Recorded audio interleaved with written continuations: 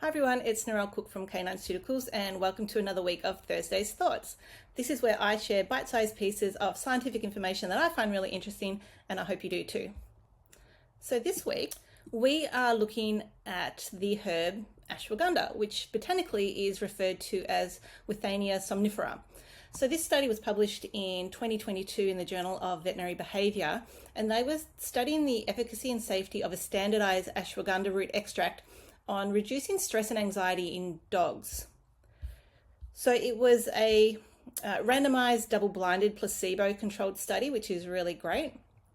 Now ashwagandha, it's been around forever, and it's one of the most revered botanical species in Ayurvedic medicine. So that is a traditional form of medicine that's native to India.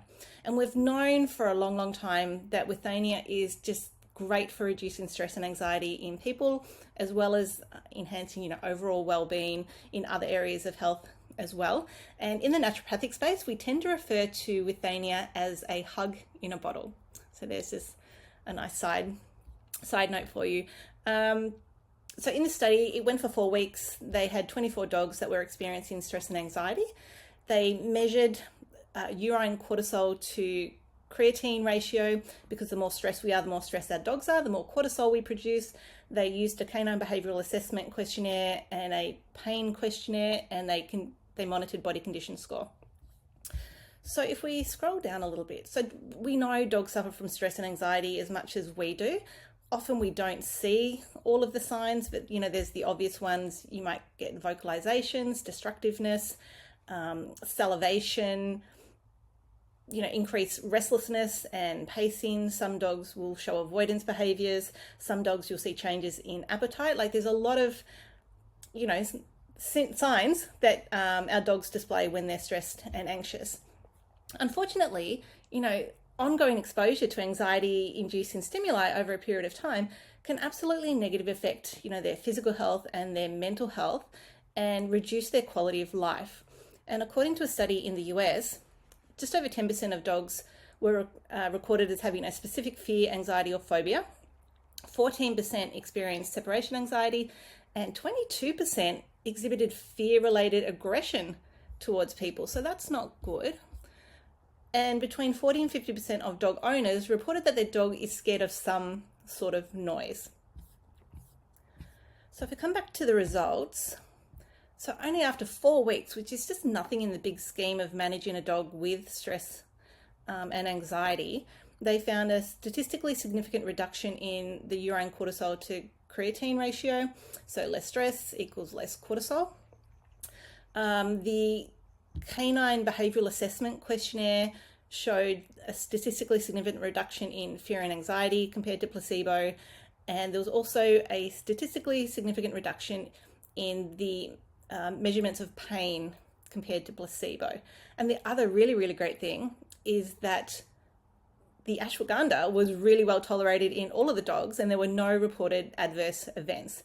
So that's really important when it comes to giving our dogs any sort of substance, whether it's a prescription medication or a more natural alternative. We want to avoid side effects as much as possible. So we have Withania as part of our stress ease blend. So if you've tried that, let me know in the comments. How did it go? We've also got the Relax that doesn't have Withania in it, but it's a great combo if your dog has more severe anxiety and stress behaviors. With any herbal tonic in particular, we always recommend to start with a much lower dose than recommended on the label and build up gradually. So for the stress ease, for example, if you've got a medium-sized dog, it might say to give 20 drops twice a day. We would recommend starting with 5 drops once a day mixed into their food. Do that for a day or two, then you might increase it to 5 drops twice a day, do that for a couple of days, and then 10 drops, 15 drops, and then building up to the 20 drops. Now keep in mind, some dogs can respond well to a much lower dose. It's like people. Some people are a lot more sensitive to herbs than others. And then we get dogs that, may need a little bit more than is recommended on the label. But if you think you fall into that category with your dog, absolutely please email us at info@caninepharmaceuticals.com.au and we can guide you around how best to use the stress ease for your dog. So you can learn more about Stress Ease and all of the products on our website at canineceuticals.com.au. But yeah, let me know in the comments, do you have a stressful, anxious dog? You know, what have you tried? You know, what's worked, what hasn't worked? Because it can be quite debilitating, not only to the dog, but the whole family when you do have a reactive dog. But there are some, you know, there are options out there. And so please get in touch. If you haven't liked us on social media, it's canine.ceuticals on Facebook and Instagram.